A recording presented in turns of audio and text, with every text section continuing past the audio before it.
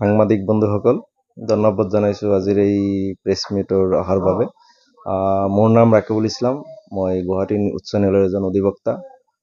মই আগন্তুক 2026 চনৰ নৱগঠিত মন্দিয়া সমষ্টিৰ পৰা ভাৰতীয় জনতা পাৰ্টীৰ এজন আশাবাদী টিকট প্ৰত্যাশী। যদি মোক দলে বিবেচনা কৰে টিকটৰ বাবে, মই নিশ্চয় নিৰ্বাচন কৰিম। লগতে ৰাইজৰ মোৰ সহায় সহযোগিতা লাগিব। মই বিভিন্ন সময়ত বিভিন্ন ধৰণে বিভিন্ন পদবীত থাকি মই দলৰ হৈ 2015 চনৰ পৰা মই দলত সেৱা আগবঢ়াই আহিছোঁ। মই 2020 চনত মই জনীয়া যুৱ মণ্ডলৰ মই আইনী উপদেষ্টা হিচাপে সেৱা আগবঢ়াইছোঁ।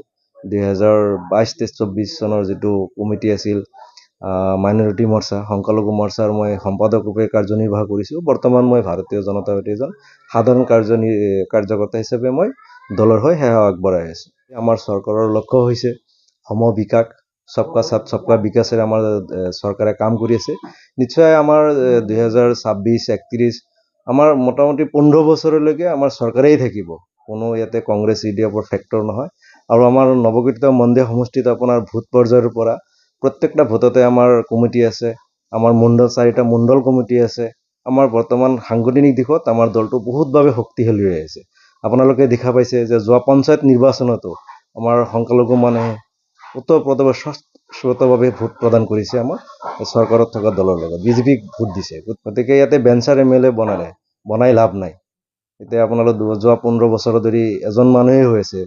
বৰ্তমান এক্স MP তেখেতেও ইয়াতে বিধায়ক থাকিলে কেইবাবাৰো। আমাৰ বৰ্তমানৰ বিধায়ক ডক্টৰ হাফিজ ৰফিক ইছলাম তেখেতেও বিধায়ক হৈ আছে, কিন্তু সমষ্টি উন্নয়নৰ নামত একো নাই, ভেকু ভাওনাহে কৰি আছে। গতিকে মই সমষ্টি ভোটাৰবাসী ৰাইজক অনুৰোধ জনাম যাতে আপোনালোকে যাতে এইবাৰ বেঞ্চাৰ বিধায়ক নবনায়, আপোনালোকে চৰকাৰৰ পক্ষত থকা বিধায়কে বনাওক।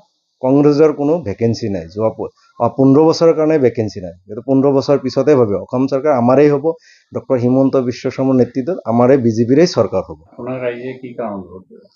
নিশ্চিতভাৱে ৰাইজে উন্নয়নৰ আমাৰ যিটো চৰকাৰৰ যিটো উন্নয়নৰ কাম কৰিছে, অৰুণোদয় দি আছে, আপোনাৰ এই চাকৰি ক্ষেত্ৰত দিছে। আমাৰ চৰকাৰে বিভিন্ন উন্নয়নমূলক আমাৰ বিশেষকৈ সংখ্যালঘু বসতি প্ৰদানতো আমাৰ উন্নয়ন হৈ আছে।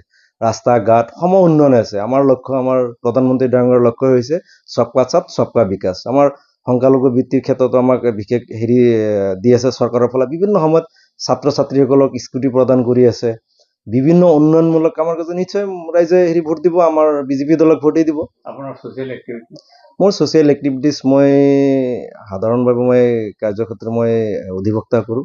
আৰু ছ'চিয়েল ৰাইজৰ লগত মই বিভিন্ন সময়ত বিভিন্ন ধৰণে বিভিন্ন NGOৰ জৰিয়তে, ৰেড ৰেছ ফাউণ্ডেশ্যন কান্দাপাৰা আৰু বিভিন্ন NGOৰ জৰিয়তে মই ৰাইজক সেৱা আগবঢ়াই আহিছোঁ। বিগত 2015 চনৰ পৰাই মই ছাত্ৰ ৰাজনীতিৰ পৰাই মই ৰাইজক মই সেৱা আগবঢ়াই আহিছোঁ। মই 2015 চনত 16 চনৰ পৰাই যেতিয়াৰ পৰা মোৰ ৰাজনৈতিকভাৱে মোৰ মন মিলিলে, তেতিয়া ৰাইজক মই সহায় সহযোগিতা কৰি আছোঁ বিভিন্ন প্ৰকাৰে, বিভিন্ন ধৰণে। হয়তো দলীয়ভাৱে নহ'লেও মোৰ ব্যক্তিগত ফালৰ পৰা মই সহায় কৰি আছোঁ যিমানখিনি পাৰোঁ মোৰ ফালৰ পৰা। সমষ্টিৰ আজিলৈকে চাওক, স্বাধীনতাৰ পিছৰ পৰাইতো আমাৰ এই সমষ্টিটো অৱহেলিত হৈ আছে। প্ৰাক্তন ৰাষ্ট্ৰপতি ফখৰুদ্দিন আলী আহমেদ ডাঙৰীয়া তেখেতেও আমাৰ এইটো সমষ্টিৰ পৰা প্ৰতিনিধিত্ব আগবঢ়াইছিল বা বিধানসভালৈ নিৰ্বাচিত হৈছে বা হৈ কেনে এইটো সমষ্টিত আজিৰ দিনতো আপোনাৰ বিভিন্ন সমস্যাৰ জড়িত আছে। বিশেষকৈ নদীৰ গৰাখহনীয়া সমস্যা আছে, ৰাস্তা ঘাট, স্কুল কলেজ, বিভিন্ন ধৰণৰ সমস্যা আছে। মোৰ প্ৰথম পদক্ষেপ হ'ব ধৰক আমাৰ যিটো এতিয়া নৱগঠিত মন্দিৰ সমষ্টিত বিভিন্ন অঞ্চল এতিয়া নতুনকৈ সংযোগ হৈছে। তাৰে বিভিন্ন অঞ্চল এতিয়া আপোনাৰ বেঁকী নদীৰ গৰাখহনীয়া সমস্যাত আছে, ব্ৰহ্মপুত্ৰ গৰাখহনীয়াৰ সমস্যাত বহুত মানুহ অগৰী হৈ গৈছে।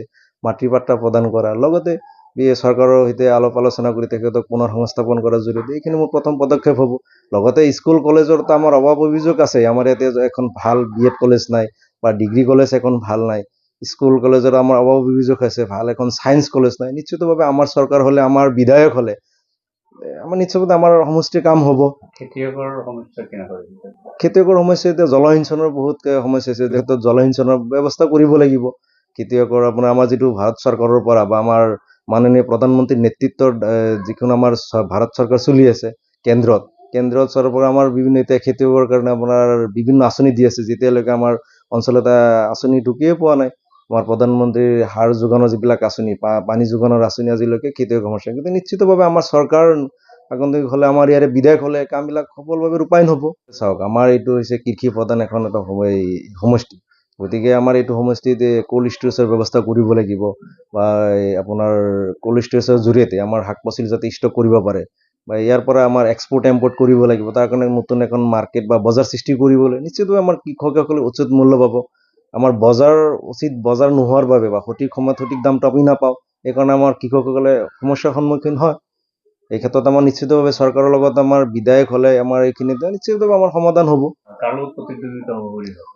মইতো প্ৰতিনিধিত্ব বুলি কাকো নভাবো। নিশ্চিতভাৱে আমাৰ চৰকাৰৰ লগত আমাৰ এতিয়া আমাৰ মন্দিয়া সমষ্টিৰ ৰাইজক মই অনুৰোধ জনাম যাতে আপোনালোকে চৰকাৰৰ পক্ষত থকা বিধায়কক ভোট প্ৰদান কৰিব। বেঞ্চাৰ MLA ইয়াতে বনাই লাভ নাই। আপোনালোকে বিগত 15-30 বছৰ ধৰি আপোনালোকে দুজন মানুহকে বনাই আছে। এজন নহ'লে এইজন হ'ব, নহ'লে ইজন হ'ব। এজন MP হ'ব, নহ'লে এজন বিধায়ক হ'ব। দুজন মানুহে অদলা বদলি কৰি হৈ আছে। গতিকে এইবাৰ নতুন মানুহ এটা সুযোগ দিয়ক, নতুন দলক এটা সুযোগ দিয়ক। আমাৰ ভাৰতীয় জনতা পাৰ্টিটো ৰাইজে যাতে আমাৰ মানুহ আঁকোৱালি লয়, নিশ্চিতভাৱে আমাৰ এতিয়া ফলপ্ৰসূ হ'ব। আৰু আমাক চাওক, কংগ্ৰেছ আৰু UDF-তকৈ বৰ্তমান সময়ত আমাৰ নৱগঠিত মন্দিৰ সমষ্টিত আটাইতকৈ শক্তিশালী সংগঠন আছে। প্ৰত্যেক দিনাই মানুহ আমাৰ ভাৰতীয় জনতা পাৰ্টিত যোগদান কৰি আছে। আপুনি এতিয়া ৰাইজৰ মতামত লৈছে নেকি, বা ৰাইজৰ মাজত কি অনুভৱ কৰিছে? নিশ্চিতভাৱে মই ৰাইজৰ মতামত গ্ৰহণ কৰি আছো, বিভিন্ন অঞ্চল ঘূৰি আছো, জনসংযোগ কৰিছো। ৰাইজে আশীৰ্বাদ দি আছে দলৰ নিৰ্বাচনৰ কাৰণে আপুনি আগবাঢ়ি যাওক। আমি নিশ্চিতভাৱে আছো, আৰু টিকেট পালে নিশ্চিতভাৱে আপোনাৰ লগত থাকিম। মই ভাল সঁহাৰি পাইছো সমষ্টিবাসী ৰাইজৰ পৰা। গতিকে মই নিশ্চিতভাৱে আগবাঢ়ি আহিছো, আৰু দলীয় নেতৃত্বক মই জনাইছো যে এইবাৰ মই প্ৰতিদ্বন্দ্বিতা কৰিম। আৰু দলীয় নেতৃত্বই মোক সঁহাৰি দিছে যে আপুনি সমষ্টিত লাগি থাকক, জনসংযোগ কৰক, আমাৰ চৰকাৰী যি আঁচনি আছে এইবিলাক ৰাইজৰ মাজত লৈ যাওক। ৰাইজক এইটো নিশ্চয়তে ৰাইজেও মোক ভালভাৱে সঁহাৰি দিছে। বিজেপিক ৰাইজে সাম্প্ৰদায়িক দল বুলি কয়। হয়, সাম্প্ৰদায়িক দল, যোনে সাম্প্ৰদায়িক দল বুলি অভিহিত কৰিছে সেই নিজেই সাম্প্ৰদায়িক হয়।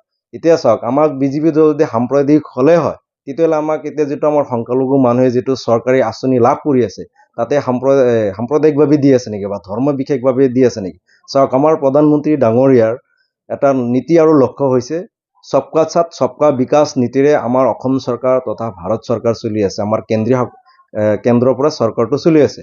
আমাৰ ইয়াতে চাওক, যিটো চৰকাৰী আঁচনি আছে, এতিয়া PMG স্কিমৰ যিটো ঘৰ পাই আছে, আপুনি আটাইতকৈ চাব, বৰপেটা জিলাত আটাইতকৈ অৰুণোদয় মানুহ আমাৰ সংখ্যালঘু মানুহে বেছি পাই আছে। বৰপেটা জিলা গোটেই অসমৰ ভিতৰত ইয়াতে ক'ত সাম্প্ৰদায়িক আপুনি দেখা পাইছে? গতিকে মই নিশ্চিতভাৱে ক'ব পাৰোঁ, যিসকলে সাম্প্ৰদায়িক দল বুলি অভিহিত কৰে সিহঁতে প্ৰথমতে নিজৰ হেৰিলৈ চকু মেলি চাওক। সিহঁতে নিজেই সাম্প্ৰদায়িক হয়, নিজে সাম্প্ৰদায়িক হোৱাৰ পিছতে আনক দলক সাম্প্ৰদায়িক বুলি ক'ব পাৰে। বহুতে টিকট বিচাৰিছে, যদি আপোনাক নিদি তেওঁলোকক টিকট দিয়ে, তেনে ক্ষেত্ৰত আপোনাৰ ভূমিকা কি? চাওক, গণতন্ত্ৰৰ এখন দলত গণতান্ত্ৰিক নিৰ্বাচনত প্ৰত্যেকজন ব্যক্তিয়ে, প্ৰত্যেকজন মানুহেই টিকেটৰ দাবীদাৰ হ'ব পাৰে। যিসকলে মোৰ বাহিৰৰ টিকেটৰ দাবীদাৰ আছে বা প্ৰাৰ্থিত্বত থাকি আছে, সেইসকলকো মোৰ ফালৰ পৰা আন্তৰিক শুভেচ্ছা থাকিল। দলৰ হৈ কাম কৰক। নিশ্চিতভাৱে সিহঁতেও যদি টিকেট পায় বা প্ৰাৰ্থিত্ব লাভ কৰে, নিশ্চিতভাৱে মই সহায় সহযোগিতা আগবঢ়াম। মোৰ আন্তৰিক শুভেচ্ছা থাকিল। আমি দলৰ হৈ কাম কৰিম, আমি দলৰ হৈ এজন সৈনিক হিচাপে কাম কৰিব লাগে, তেতিয়াহে আমাৰ বিধায়ক নিৰ্বাচন হ'ব। গতিকে মই প্ৰত্যেকজন টিকেট প্ৰত্যাশীসকলক মই মোৰ ফালৰ পৰা আন্তৰিক শুভেচ্ছা জনাইছোঁ।